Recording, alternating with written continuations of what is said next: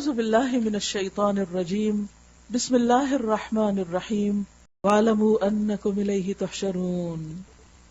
اللہ کی نافرمانی سے بچو، تقوی اختیار کرو اور خوب جان رکھو کہ ایک روز اس کے حضور میں تمہاری پیشی ہونے والی ہے، تم حاضر کیے جاؤ گے.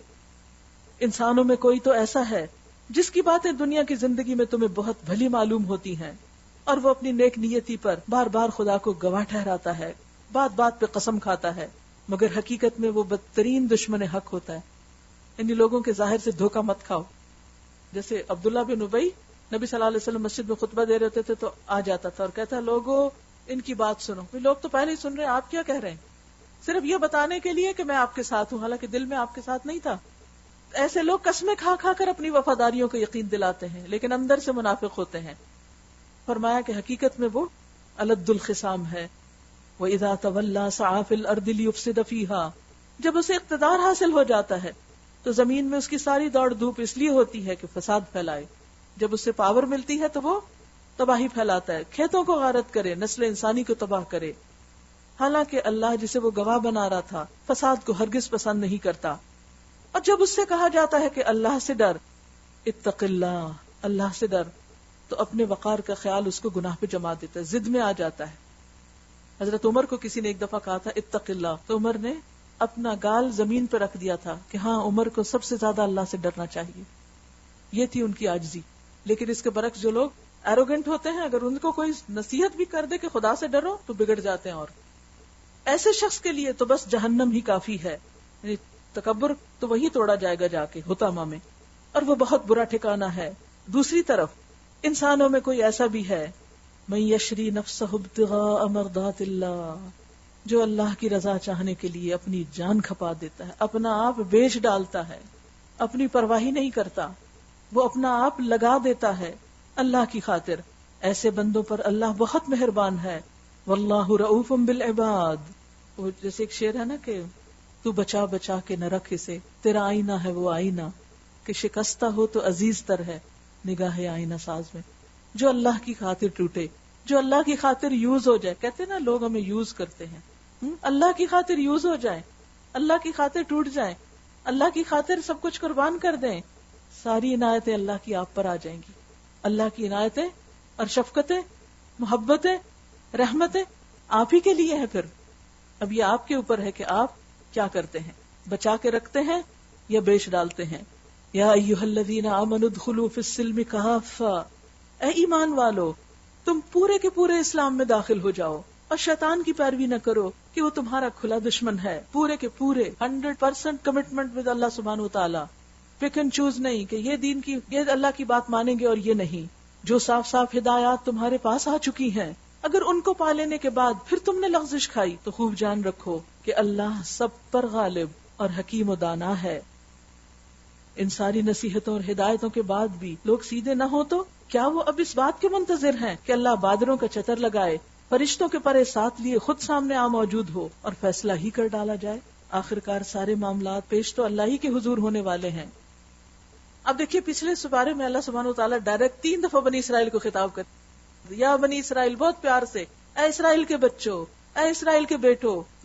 کسی کو کسی کا بیٹا کہہ کے پکارنا محبت کا طریقہ ہوتا ہے. لیکن یہاں اللہ سبحانہ وتعالیٰ اب ان سے بات نہیں کرتے، اب انداز فرق ہے. سل بنی اسرائیل، پوچھ لو بنی اسرائیل سے، بنی اسرائیل سے پوچھو کیسی کھلی کھلی نشانیاں ہم نے ان کو دکھائیں. اور پھر یہ بھی انہی سے پوچھ لو کہ اللہ کی نعمت کے پانے کے بعد جو قوم اس کو شقاوت سے بدلتی ہے اسے اللہ کیسی سخت سزا دیتا ہے کہ اس سے امامت چھین لیتا ہے، اس سے نیکی کا موقع لے لیتا ہے، توفیق چھین لیتا ہے، دنیا میں بھی ذلیل و رسوا کرتا ہے اور آخرت میں بھی رسوائی. جن لوگوں نے کفر کی راہ اختیار کی ہے ان کے لیے دنیا کی زندگی بڑی محبوب اور دل پسند بنا دی گئی کیونکہ دنیا ان کی جنت ہے. ایسے لوگ ایمان کی راہ اختیار کرنے والوں کا مذاق اڑاتے ہیں، قربانیاں کرنے والوں کا مذاق کرتے ہیں، مگر قیامت کے روز پرہیزگار لوگ ہی ان کے مقابلے میں عالی مقام ہوں گے. والذین اتقوا فوقہم یوم القیامہ. رہا دنیا کا رزق تو اللہ کو اختیار ہے، جسے چاہے بے حساب دے.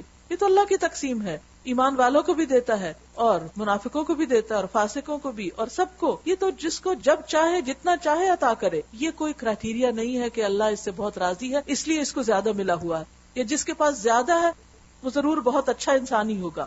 ابتدا میں سب لوگ ایک ہی طریقے پر تھے، پھر یہ حالت باقی نہ رہی اور اختلافات رونما ہوئے، تب اللہ نے نبی بھیجے جو راست روی پر بشارت دینے والے اور کج روی کے نتائج سے ڈرانے والے تھے، اور ان کے ساتھ کتاب برحق نازل کی تاکہ حق کے بارے میں لوگوں کے درمیان جو اختلافات رونما ہو گئے تھے ان کا فیصلہ کرے۔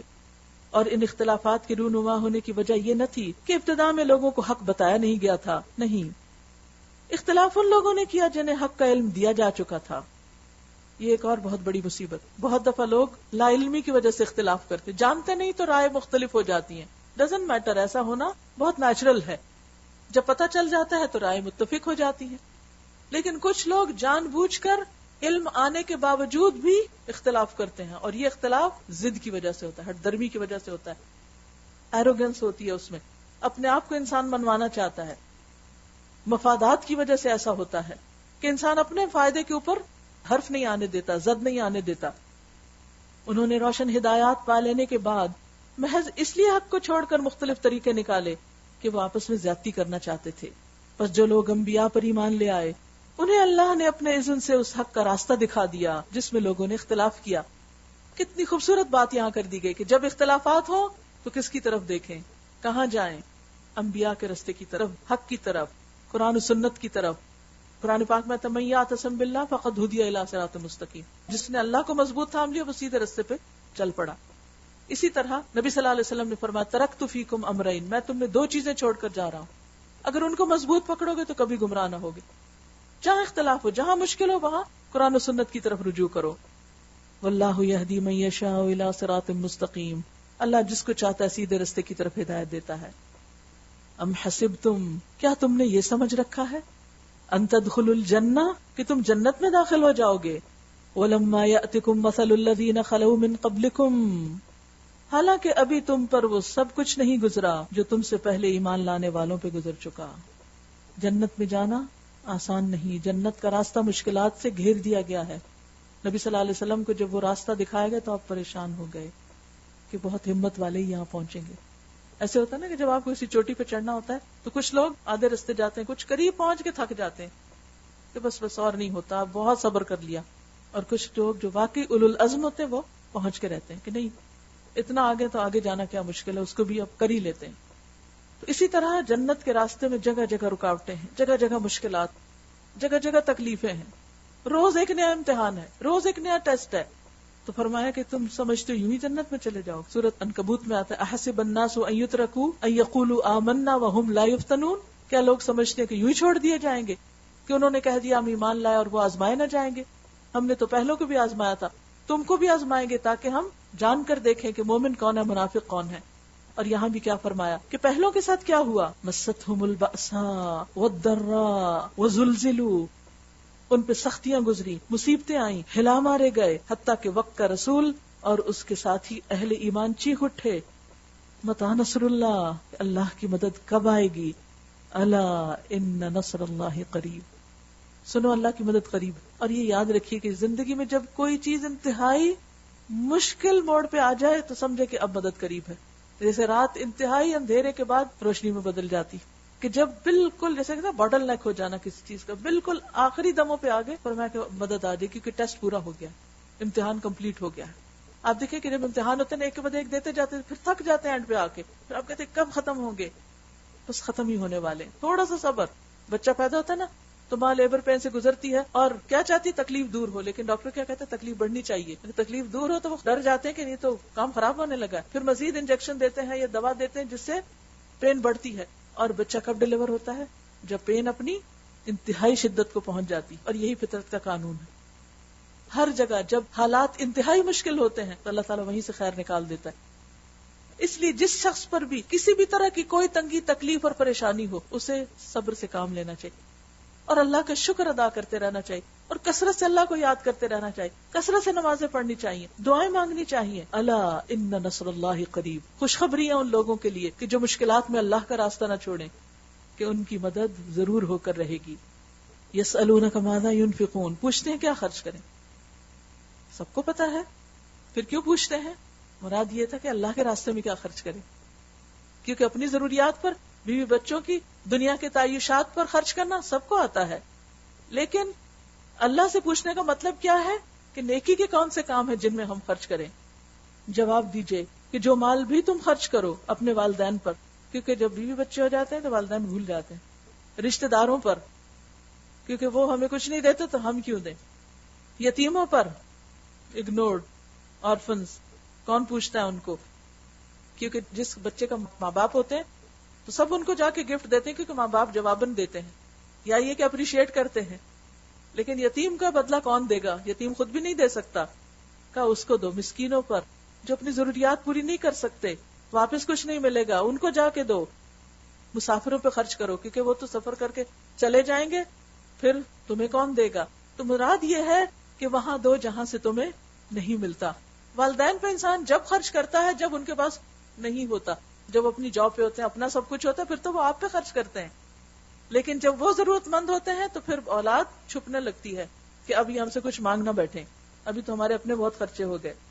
وَمَا تَفْعَلُوا مِنْ خَيْرٍ فَإِنَّ اللَّهَ بِهِ عَلِيمٌ. جو بھی نیکی کا کام تم کرو گے، جو بھی تم مال خرچ کرو گے، اللہ اس سے خوب باخبر ہے، سب پتا ہے اس کو تم کیا کیا اچھے کام کرتے ہو. فَإِنَّ اللَّهَ بِهِ عَلِيمٌ، خوب خوب جانتا ہے. تمہیں جنگ کا حکم دیا گیا اور وہ تمہیں ناگوار ہے. ہوا یہ تھا کہ جب مسلمان مکہ میں تھے تو روز پوچھتے تھے کیسے بدلہ لیں، کب لیں، ہم ذرا ان کو مزہ چکھائیں. اس وقت کہا گیا نہیں، ہاتھ روک کے رکھو. جب مدینہ میں آئے تو بھی انتظار تھا، لیکن جس دن حکم آیا وہ کہنے لگے بڑا مشکل کام ہے. ہوتا یہی ہے کہ انسان ایک چیز کی خواہش رکھتا ہے، کاش میں یہ کر سکوں، اس کو ڈریم کرتا ہے، اس کی تمنا اور وش ہوتی ہے، لیکن جب کرنے کا موقع آتا ہے انسان ڈر جاتا ہے کہ میں شاید نہ کر سکوں. تو اللہ سبحانہ وتعالیٰ نے فرمایا کہ تم پر یہ فرض کیا گیا اور اب تمہیں ناپسند ہو گیا. وَعَسَىٰ أَن تَكْرَهُوا شَيْئًا وَهُوَ خَيْرٌ لَكُمْ وَعَسَىٰ أَن تُحِبُّوا شَيْئًا وَهُوَ شَرٌّ لَكُمْ وَاللَّهُ يَعْلَمُ وَأَنتُمْ لَا تَعْلَمُونَ. ہو سکتا ہے کہ ایک چیز تمہیں ناگوار ہو اور وہی تمہارے حق میں بہتر ہو، اور ہو سکتا ہے ایک چیز تمہیں پسند ہو اور وہی تمہارے لیے بری ہو. اللہ جانتا ہے اور تم نہیں جانتے. لہذا اللہ کے حکم کو قبول کر لو، خواہ مشکل ہی کیوں نہ لگے، مان جاؤ تو اللہ تعالیٰ اسی میں بہتری کر دے گی. یہ تو بس ٹیسٹ ہے نا، کیونکہ جنگ میں جانا کیا تھا؟ اپنا گھر بار چھوڑنا، اور کیا تھا؟ مال لگانا، اور کیا؟ جان کا خطرہ، اور جان دینی سب سے مشکل کام. باقی چیزیں انسان پھر بھی دے دیتا ہے، لیکن جان، موت کسی کو پسند نہیں. خواہ کسی کو یہ بھی کہا جائے کہ کل جنت میں جاؤ گے، پھر بھی جانا نہیں چاہتا انسان. ایک ڈیفیکلٹ ایکسپیرینس ہے نا، بٹر ایکسپیرینس ہے.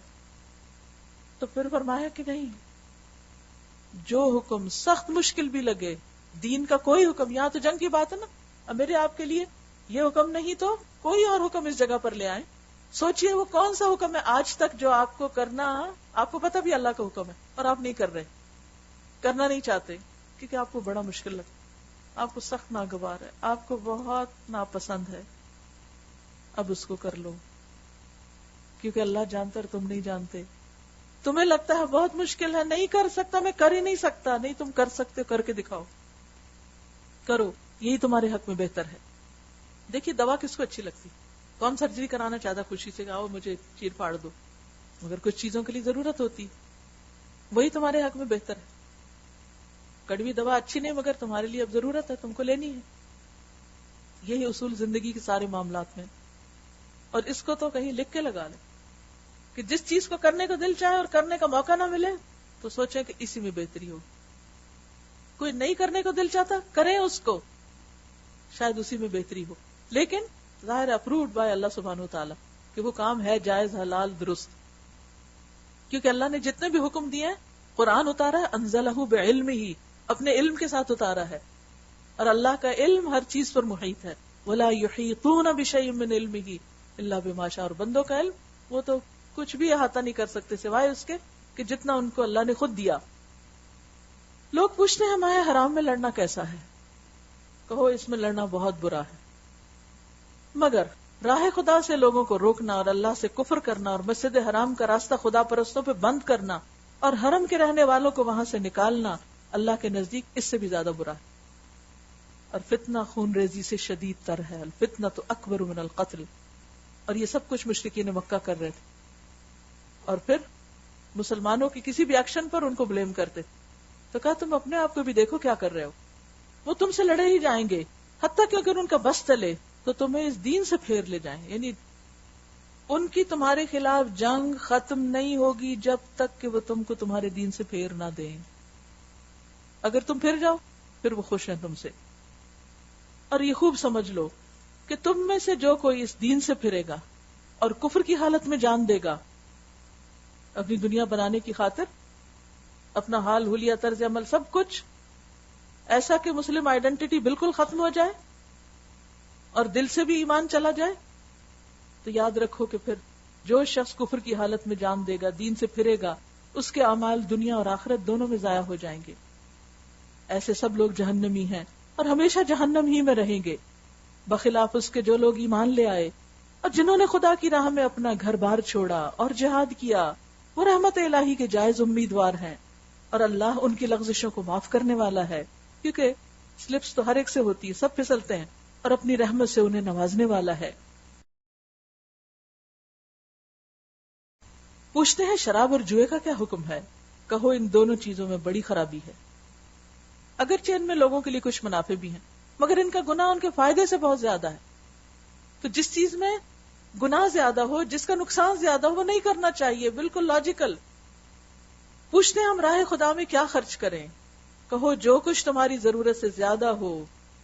آپ سب بھی اپنے گھروں میں جا کے دیکھیں، جس چیز کو پچھلے رمضان سے اب تک بالکل استعمال نہیں کیا تو اس کو آئندہ بھی مشکل استعمال کریں گے.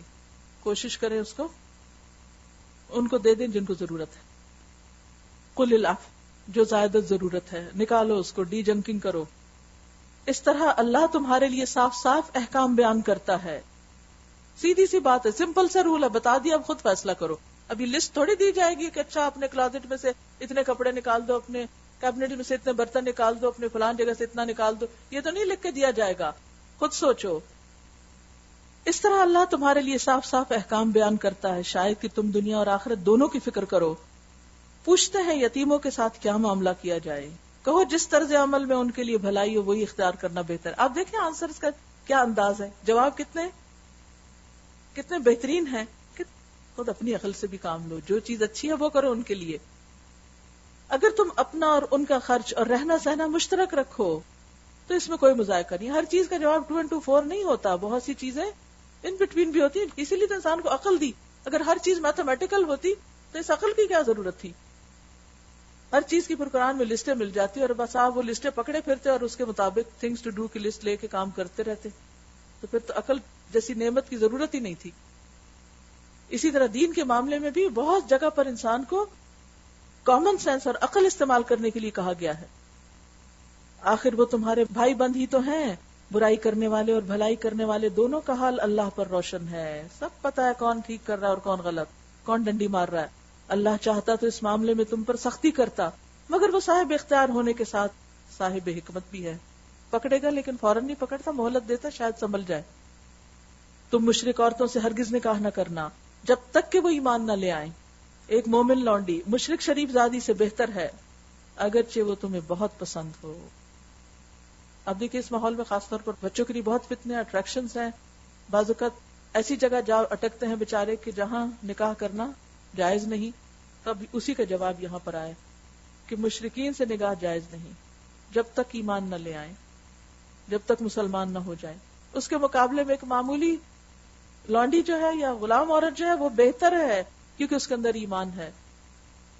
اور خواہ وہ مشرک لڑکی تمہاری پسند ہی کی ہو یا مشرک لڑکا تمہاری پسند کا ہو، لیکن چونکہ وہاں اسلام نہیں لہٰذا تم وہاں شادی نہیں کر سکتے. اور اپنی عورتوں کا نکاح مشرک مردوں سے بھی نہ کرنا جب تک وہ ایمان نہ لے آئیں، یعنی بیٹیوں کو بھی نہیں دینا اور گھر میں بھی نہیں لانا.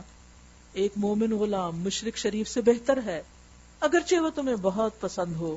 یہ لوگ تمہیں آگ کی طرف بلاتے ہیں اور اللہ اپنے اذن سے تم کو جنت اور مغفرت کی طرف بلاتا ہے، اور وہ اپنے احکام واضح طور پر لوگوں کے سامنے بیان کرتا ہے. توقع ہے کہ وہ سبق لیں گے اور نصیحت قبول کریں گے. پوچھتے ہیں حیض کا کیا حکم ہے؟ منسس کا کیا حکم ہے؟ کہو وہ ایک گندگی کی حالت ہے. اس میں عورتوں سے الگ رہو اور ان کے قریب نہ جاؤ. قریب نہ جانے سے مراد خاص تعلق کی ممانعت، جب تک کہ وہ پاک صاف نہ ہو جائیں. پھر جب وہ پاک صاف ہو جائیں تو ان کے پاس جاؤ اس طرح جیسا کہ اللہ نے تم کو حکم دیا ہے. اور اللہ کا حکم کیا ہے؟ اس کے لیے صرف ایک ہی راستہ رکھا ہے، یعنی بیوی سے تعلق قائم کرنے میں غلط راستے اختیار نہ کرو، غلط طریقے اختیار نہ کرو، کیونکہ اس میں عورت کے حقوق کی حق تلفی ہوتی، اس کا حق مارا جاتا ہے. یعنی مرد اپنی تو سیٹسفیکشن کر لیتا ہے، اور بیوی کو کیا ملتا ہے اورل سیکس سے یا اینل سے؟ بیوی کو تو کوئی فائدہ نہیں ہوتا.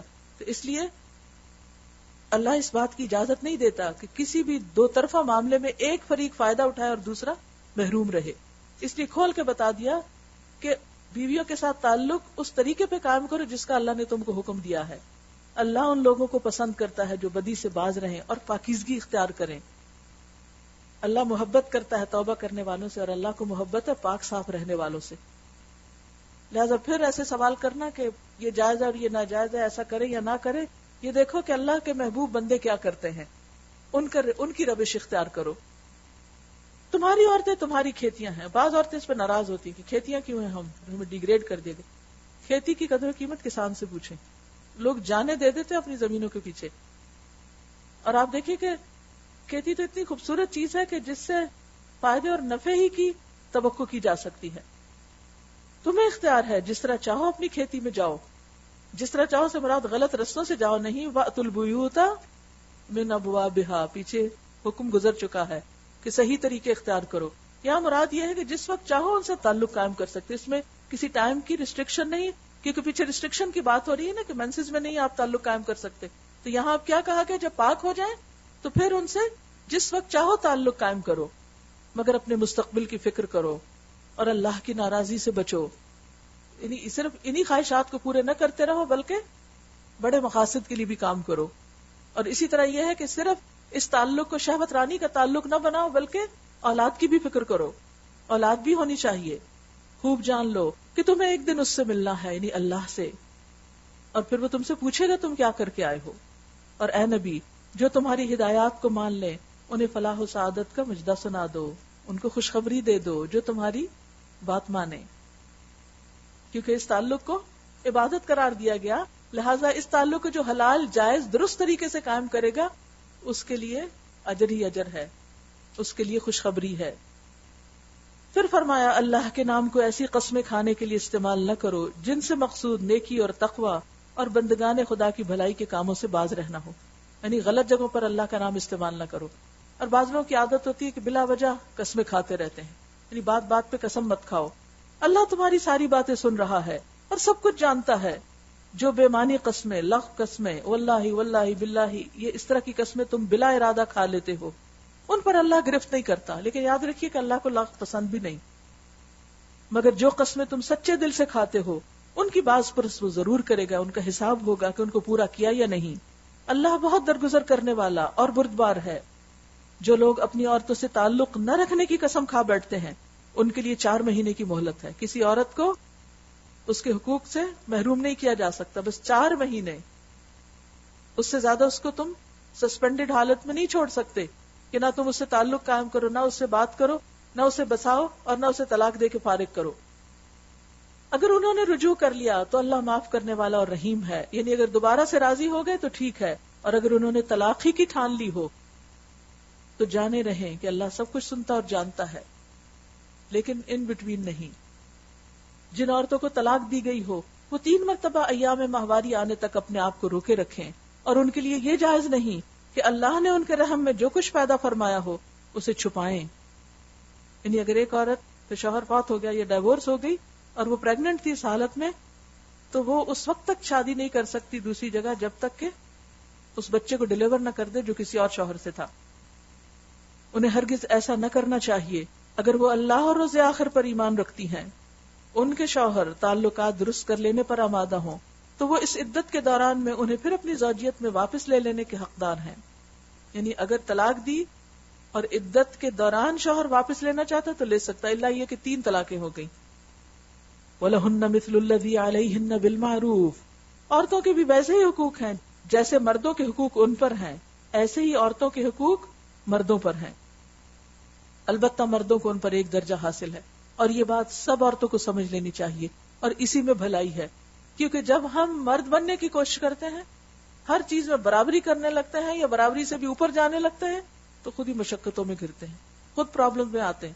لہذا اللہ کا فیصلہ نا. اب یہ 5 انگلیاں سب کا سائز ایک تو نہیں, اللہ چاہتا تو ایک بھی بنا سکتا تھا, لیکن اس میں یہ جو درمیان کی مڈل فنگر ہے یہ سب سے اونچی ہے, اور اس کا اپنا کام ہے اور اس کی اپنی ذمہ داری ہے. گھر کی زندگی میں بھی آپ دیکھیے, ایک شوہر ہے, ایک بیوی اور باقی بچے ہیں, بچے اس سے چھوٹے ہوتے ہیں, تو وہ ایک پوری کنگڈم ہے گھر کی. اس میں اللہ سبحانہ تعالیٰ نے ہر ایک کا اپنا اپنا مقام رکھا ہے. اللہ جانتا ہے, تم نہیں جانتے. اس کے مقرر کیے مقام کو قبول کرو. اور آپ دیکھیے کہ جہاں کوئی بڑا ہوتا ہے اس کی ذمہ داری بھی بڑی ہوتی ہے اور اس کے اوپر مشکل بھی زیادہ آتی ہے. لہذا گھر کی دنیا میں اگر اللہ نے مرد کو ذمہ دار بنایا, اس کی اتھارٹی قبول کرو, ذمہ داری اس پر ڈالو اور تم آسانی میں آ جاؤ. تمہارے لیے اللہ نے آسانی کی ہے. تو اس میں بعض لوگوں کو بہت ناراضگی ہوتی ہے کہ اللہ نے شاید ہمارا درجہ کم کر دیا اور ہمیں ہیومیلیٹ کر دیا. ایسا نہیں ہے. یہ کسی بھی آرگنائزیشن میں ہوتا ہے. کوئی اسکول لے لیں, کوئی بینک لے لیں, کوئی بھی دنیا کی آرگنائزیشن, کوئی کارپوریشن, اس میں سب ایک درجے کے تھوڑی ہوتے ہیں کہ نہیں نہیں اس بیچارے کا دل ٹوٹ جائے گا کہ اس کو آپ نے صرف کسی دروازے پہ بٹھا دیا, نہیں اس کو تو سی او کی کرسی پہ بٹھانا چاہیے جا کے, کیونکہ تبھی برابری ہوگی. نہیں, ہر ایک کو اللہ نے مختلف صلاحیتیں دی. اللہ یہ دیکھتا ہے کہ کس کا کام اچھا ہے. ہو سکتا ہے کہ کل وہ جو سب سے بڑا بنا ہوا دنیا میں, وہ قیامت کے دن سب سے نیچے ہو, اور جس کو دنیا میں سب سے چھوٹا بنا کے رکھا گیا تھا وہ اجر کے اعتبار سے کئی بڑوں سے بڑا ہو. کیونکہ اصل مقام ہمیں اللہ کی نگاہ میں تلاش کرنا چاہیے. اور دنیا میں تو ہماری ذمہ داریاں, رسپانسبلٹیز ہیں, کس کو کہیں بٹھایا, کس کو کہیں, کسی کو کہیں. تو یہ اللہ کی تقسیم ہے. تو اللہ کی تقسیم کو مان جاؤ, اسی میں تمہارا فائدہ اور اسی میں بھلائی ہے. واللہ عزیز حکیم, اور اللہ سب پر غالب اقتدار رکھنے والا اور حکیم و دانا ہے. الطلاق مرتان, طلاق 2 بار ہے. پھر یا تو سیدھی طرح عورت کو روک لیا جائے یا بھلے طریقے سے اس کو رخصت کر دیا جائے, اس کو لٹکایا نہ رکھا جائے. اور رخصت کرتے ہوئے ایسا کرنا تمہارے لیے جائز نہیں کہ جو کچھ تم انہیں دے چکے ہو اس میں سے کچھ واپس لے لو. بڑے سے بڑا گفٹ بھی اگر, بڑے سے بڑا ڈائمنڈ بھی اگر شوہر نے بیوی کو دے رکھا ہے تو طلاق دے کے اس کو واپس نہیں لے سکتا. ہاں, خلا کی صورت ہو سکتی ہے, الا ان یخافا الا یقیما حدود اللہ. البتہ یہ صورت مستثنا ہے کہ زوجین کو اللہ کی حدود پر قائم نہ رہ سکنے کا اندیشہ ہو. ایسی صورت میں اگر تمہیں یہ خوف ہو کہ وہ دونوں حدود الہی پہ قائم نہ رہیں گے تو ان دونوں کے درمیان یہ معاملہ ہو جانے میں کوئی مذائقہ نہیں کہ عورت اپنے شوہر کو کچھ معاوضہ دے کر علیحدگی حاصل کر لے. پھر عورت ایک طرح سے طلاق خریدتی ہے, اپنا حق مہر واپس کر کے یا شوہر کی ڈیمانڈ پر کوئی خاص گفٹ واپس کر کے. یہ اللہ کے مقرر کردہ حدود ہیں, ان سے تجاوز نہ کرو, اور جو لوگ حدود الہی سے تجاوز کریں وہی ظالم ہیں. پھر اگر دوبارہ طلاق دینے کے بعد شوہر نے عورت کو تیسری بار طلاق دے دی تو وہ عورت پھر اس کے لیے حلال نہ ہوگی, طلاق بائن ہو گئی, الا یہ کہ اس کا نکاح کسی دوسرے شخص سے ہو اور وہ اسے طلاق دے دے. تب اگر پہلا شوہر اور یہ عورت دونوں یہ خیال کریں کہ حدود الہی پہ قائم رہیں گے تو ان کے لیے ایک دوسرے کی طرف رجوع کر لینے میں کوئی مذائقہ نہیں. یعنی تیسری طلاق کے بعد صرف اس صورت میں شادی ہو سکتی ہے کہ عورت کی شادی کہیں اور ہو اور وہ طلاق دے یا فوت ہو جائے تو پھر پہلا شوہر دوبارہ اس سے نکاح کرے, ادروائز کوئی صورت نہیں. اور حلالہ کہ کسی سے عارضی جعلی نکاح کروا کے پھر اس کو دوبارہ بسانا, کرنے کرانے والے پہ اللہ نے لعنت فرمائی ہے.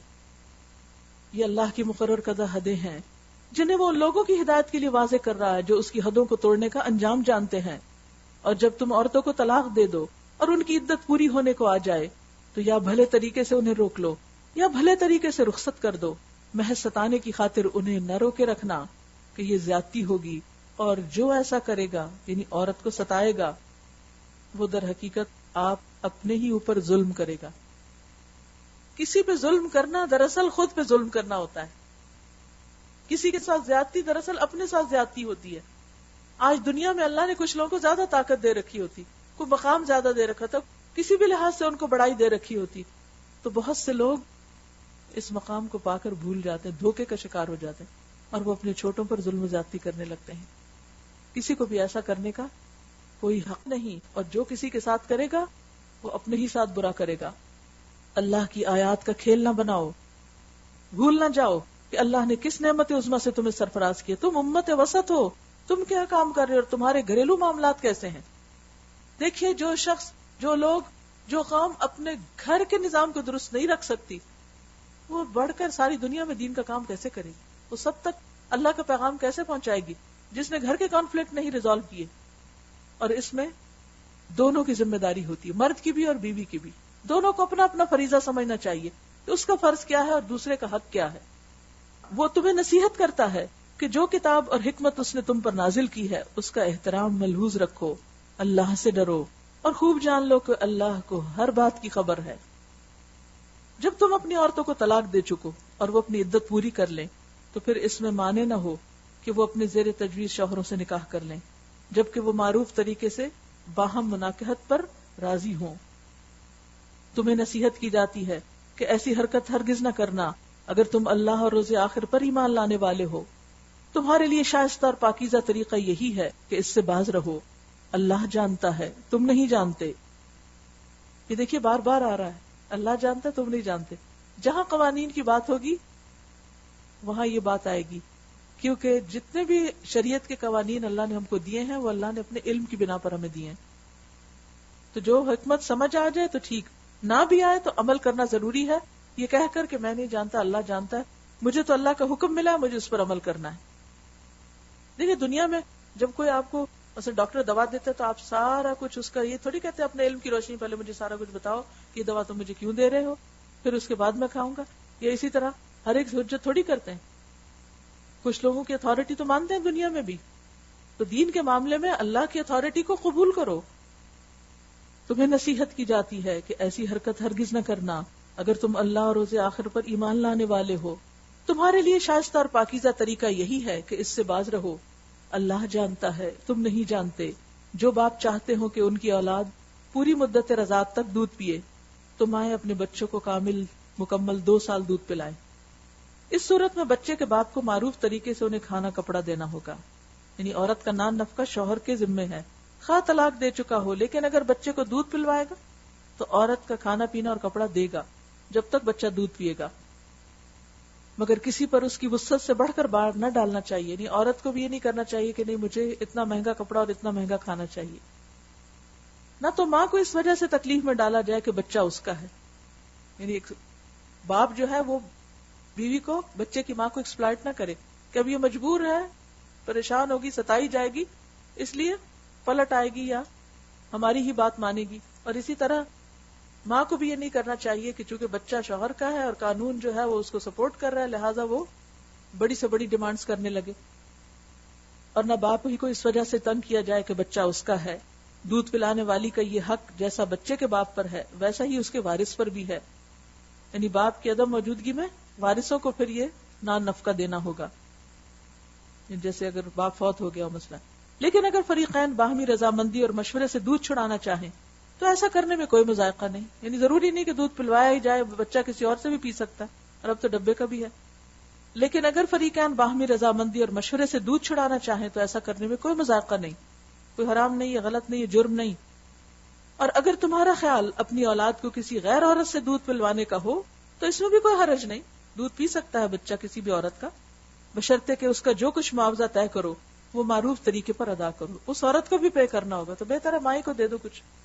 اللہ سے ڈرو اور جان رکھو کہ جو کچھ تم کرتے ہو سب اللہ کی نظر میں ہے. تم میں سے جو لوگ مر جائیں ان کے پیچھے اگر ان کی بیویاں زندہ ہوں تو وہ اپنے آپ کو 4 مہینے 10 دن روکے رکھیں عدت. پھر جب ان کی عدت پوری ہو جائے تو انہیں اختیار ہے اپنی ذات کے معاملے میں معروف طریقے سے جو چاہیں کریں، تم پر اس کی کوئی ذمہ داری نہیں.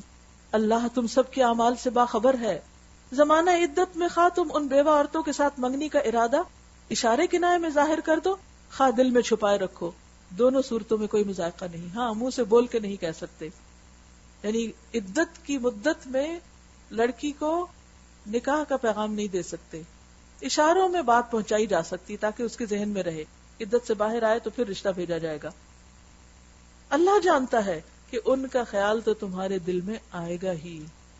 مرد کے لیے عورت کیا ہے؟ امتحان، آزمائش کی چیز ہے. اور خاص طور پر جن کی شادی نہیں ہوتی تو وہ کچھ نہ کچھ سوچتے رہتے ہیں، یہاں شادی کر لیں وہاں کر لیں. فرمایا کہ یہ خیال تو تمہارے دل میں آئے گا ہی. اور اگر کوئی عورت بیوہ ہو جائے تو اس کے بارے میں بھی خیال آ سکتا ہے کسی کے دل میں. بھئی خیال آئے گا تو تبھی آگے کام بڑھے گا نا. تو خیال آنے میں کوئی مذائقہ نہیں جب تک کوئی غلط طریقے اختیار نہ کیے جائیں. مگر دیکھو خفیہ عہد و پیمان نہ کرنا، چھپ کے نکاح نہیں کرنا، چھپ کے باتیں نہیں کرنا، چھپ چھپ کے چیٹنگ اور ٹیلی فون پہ باتیں نہیں. اگر کوئی بات کرنی ہے تو معروف طریقے سے کرو, سب کے سامنے آ کے کرو, پراپر پروپوزل بھیجو. کیونکہ آپ دیکھیے کہ جب کوئی لڑکا ہے لڑکی سے اگر ماں باپ سے چھپ کر تعلق قائم کیے ہوئے تو اس میں لڑکی کے بہت سے حقوق متاثر ہو جاتے ہیں. اور بہت کیسز میں دیکھا گیا کہ لڑکا فائدہ اٹھا کر اس کے بعد لڑکی کو تنہا راستے میں چھوڑ کے چلا جاتا ہے, اور اب لڑکی کو کوئی پوچھنے والا نہیں ہوتا, ماں باپ بھی کوئی مدد نہیں کر سکتے اور نہ ہی کسی سے کوئی بدلہ لے سکتا ہے. بات یہ اسی لیے اللہ سبحانہ وتعالیٰ نے عورت کی حیثیت کو جانتے ہوئے اس کے لیے ولی کی شرط رکھی کہ کوئی اس کی بیک پر ہو. ولی کیا ہے؟ سپورٹ, بیک, کہ اگر دوسری طرف مرد کچھ زیادتی کرے گا تو ادھر سے کوئی اس کی روک تھام کرنے والا ہو. اور اگر کوئی لڑکی ماں باپ یا بہن بھائیوں سے چھپ کے کوئی ایسا کام کرتی ہے تو وہ دراصل اپنے ساتھ زیادتی کر رہی ہوتی ہے. تو جذبات میں بہہ کے کبھی بھی ایسا کوئی غلط کام نہیں کرنا چاہیے. اور عقد نکاح باندھنے کا فیصلہ اس وقت تک نہ کرو جب تک کہ عدت پوری نہ ہو جائے. خوب سمجھ لو کہ اللہ تمہارے دلوں کا حال تک جانتا ہے, لہٰذا اس سے ڈرو, اور یہ بھی جان لو کہ اللہ بردبار ہے, چھوٹی چھوٹی باتوں سے درگزر فرماتا ہے. لہٰذا تم بھی چھوٹی چھوٹی باتوں کو بڑا نہ کرو, فس نہ کریٹ کرو ان پہ. تم پر کچھ گناہ نہیں اگر اپنی عورتوں کو طلاق دے دو قبل اس کے کہ ہاتھ لگانے کی نوبت آئے یا مہر مقرر ہو, یعنی محض نکاح ہوا اور پھر طلاق ہو جائے. اس صورت میں انہیں کچھ نہ کچھ دینا ضرور چاہیے. خوشحال آدمی اپنی مقدرت کے مطابق اور غریب اپنی مقدرت کے مطابق معروف طریقے سے دے, یعنی ہر ایک اپنے مطابق کوئی نہ کوئی تحفہ ہدیہ دے. یہ حق ہے محسنین پر. جو محسن ہوتے ہیں وہ یہ نہیں دیکھتے کہ انہیں اس نکاح سے کیا ملا, وہ یہ دیکھتے ہیں کہ وہ کیا دے سکتے ہیں. اور اگر تم نے ہاتھ لگانے سے پہلے طلاق دے دی ہو لیکن مہر مقرر کیا جا چکا ہو تو اس صورت میں نصف مہر دینا ہوگا, خواہ بھی رخصتی نہیں بھی ہوئی. یہ اور بات ہے کہ عورت نرمی برتے اور مہر نہ لے, یا وہ مرد جس کے اختیار میں عقد نکاح ہے نرمی سے کام لے اور پورا مہر دے دے, اور تم یعنی مرد نرمی سے کام لو. تو یہ تقوی سے زیادہ مناسبت رکھتا. وَأَن تَعْفُوا أَقْرَبُ لِلتَّقْوَىٰ. تو متقین کی ایک صفت اور کیا ہوتی ہے کہ وہ لوگوں کے بڑے بڑے قصور معاف کر دیتے ہیں. اور یہ بھی ایک بڑا جامع اصول بتایا گیا, وَلَا تَنْسَوُا الْفَضْلَ بَيْنَكُمْ. آپس کے معاملات میں فیاضی کو نہ بھولو. فضل ہوتا ہے حق سے زیادہ دینا, کہ دوسرے اگر نہیں بھی دے رہا تمہیں تو تم دے دو. اور یہ اصول بھی ہر جگہ کام آئے گا. وَلَا تَنْسَوُا الْفَضْلَ بَيْنَكُمْ. کیونکہ اگر دل تنگ کر لیے تم نے اور تم برابری میں آگے اور مقابلے کرنے لگے, چونکہ تم نے یہ نہیں کیا اس لیے میں نہیں یہ کروں گا, اور لڑکی کہے کہ تم چونکہ یہ نہیں کرتے اس لیے میں یہ نہیں کروں گی, تو پھر گھر نہیں بستے. گھر بستے ہیں باہم ایک دوسرے کو معاف کر کے, ایک دوسرے کی زیادتیوں سے درگزر کر کے, اور اس کو حق دے کر جو ہمیں ہمارا حق نہ دے. یہ ہے تقوی کی علامت. تمہارے اعمال کو اللہ دیکھ رہا ہے. اپنی نمازوں کی نگہداشت کرو, کیونکہ طلاق لڑائی جھگڑے میں عام طور پہ کیا ہوتا ہے کہ نمازیں رہ جاتی ہیں, دیر ہو جاتی, خصوصاً صلاۃ الوسطیٰ کی درمیانی نماز کہا جاتا ہے کہ عصر کی ہے. وقوموا للہ قانتین. اور اللہ کے لیے اس طرح کھڑے ہو جیسے فرما بردار غلام کھڑے ہوتے ہیں. بدامنی کی حالت ہو تو خواہ پیدل ہو خواہ سوار ہو, جس طرح ممکن ہو نماز پڑھو. پیدل بھی نماز پڑھ سکتے ہیں, چلتے چلتے بھی پڑھ سکتے ہیں جب کوئی بیٹھنے کی جگہ نہ ہو, اور سواری پر بھی پڑھ سکتے ہیں. اور جب امن میسر آ جائے تو اللہ کو اس طریقے سے یاد کرو جو اس نے تمہیں سکھا دیا ہے, جس سے تم پہلے ناواقف تھے. مثلا اگر کچھ لوگ خوف کی حالت میں گھر سے نکلے اور وہ جا رہے ہیں اور جا رہے, اتنے میں نماز کا وقت آ گیا, اب کہیں بیٹھنے رکنے کی گنجائش ہی نہیں کہ دشمن کا خطرہ ہے, تو کیا کریں گے؟ چلتے چلتے پڑھتے جائیں گے. تم میں سے جو لوگ وفات پائیں اور پیچھے بیویاں چھوڑ رہے ہوں, ان کو چاہیے کہ اپنی بیویوں کے حق میں یہ وصیت کر جائیں کہ 1 سال تک ان کو نان نفقہ دیا جائے. جب وراثت کا حق مقرر ہو گیا پھر یہ حکم ایبروگیٹ ہو گیا. وہ گھر سے نہ نکالی جائیں, پھر اگر وہ خود نکل جائیں تو اپنی ذات کے معاملے میں معروف طریقے سے وہ جو کچھ بھی کرے اس کی کوئی ذمہ داری تم پر نہیں. اللہ سب پر غالب اقتدار رکھنے والا اور حکیم و دانا ہے. اسی طرح جن عورتوں کو طلاق دی گئی ہو انہیں بھی مناسب طور پر کچھ نہ کچھ دے کر رخصت کیا جائے. یہ حق ہے متقی لوگوں پر. تقوی والوں کی علامت کیا ہے کہ اگر وہ بیوی سے ناراض بھی ہیں, اتنے ناراض ہیں کہ رکھ ہی نہیں سکتے, طلاق دے رہے ہیں, پھر بھی کیا کہا, جاتے ہوئے پھر کوئی تحفہ دے دو. اکٹھے ہوئے تھے خوشی کے ساتھ, الگ ہو آسان طریقے سے. یہ ہے مسلمانوں کا اخلاق. اس طرح اللہ اپنے احکام تمہیں صاف صاف بتاتا ہے. امید ہے کہ تم سمجھ بوجھ سے کام لوگے. تم نے ان لوگوں کے حال پر بھی کچھ غور کیا جو موت کے ڈر سے اپنے گھر بار چھوڑ کر نکلے تھے اور ہزاروں کی تعداد میں تھے، وہ یہ تھا کہ بنی اسرائیل پر فلسطینیوں نے حملہ کیا، اور اتنا شدید حملہ تھا کہ ان کے 34,000 لوگ کہا جاتا کہ مارے گئے. یہ اتنے ڈرے کہ انہوں نے اپنے گھر چھوڑ دیے اور ملک چھوڑ کر بھاگنے لگے. جب یہ موت کے ڈر سے بھاگے تو اللہ نے ان سے فرمایا مر جاؤ. موت وہاں بھی آ گئی. پھر اس نے ان کو دوبارہ زندگی بخشی، یہ بتانے کے لیے کہ موت سے بھاگنا، موت سے فرار فائدہ نہیں دیتا. حقیقت یہ ہے کہ اللہ انسان پر بڑا فضل فرمانے والا ہے، مگر اکثر لوگ شکر ادا نہیں کرتے. مسلمانوں، اللہ کی راہ میں جنگ کرو اور خوب جان رکھو کہ اللہ سننے والا اور جاننے والا ہے. تم میں کون ہے جو اللہ کو قرض حسن دے، اچھا قرض، تاکہ اللہ اسے کئی گنا بڑھا چڑھا کر واپس کرے. یہ اس صدقے کی طرف اشارہ ہے جو خالصتاً اللہ کے دین کی خدمت کے لیے دیا جاتا ہے، کسی جنگ کے موقع پر یا عام دین کے کاموں میں. گھٹانا بھی اللہ کے اختیار میں اور بڑھانا بھی. یہ مت سوچو کہ اللہ کی راہ میں دو گے تو تمہارا مال کم ہو جائے گا. زیادہ وہی کرتا ہے. اب تک کون کھلا رہا ہے، اب تک کون دے رہا ہے، اور اسی کی طرف تمہیں پلٹ کر جانا ہے. پھر تم نے اس معاملے پر بھی غور کیا جو موسیٰ کے بعد سرداران بنی اسرائیل کو پیش آیا تھا. انہوں نے اپنے نبی سے کہا ہمارے لیے ایک بادشاہ مقرر کر دو تاکہ ہم اللہ کی راہ میں جنگ کریں، کیونکہ نبی بوڑھے ہو چکے تھے تو جنگ کی قیادت نہیں کر سکتے تھے. نبی نے پوچھا کہیں ایسا تو نہیں ہوگا کہ تم کو لڑائی کا حکم دیا جائے اور پھر تم نہ لڑو؟ ابھی تو کہہ رہے ہو کہ ہمیں حکم ملے، لیکن جب مل گیا تو کیا کرو گے؟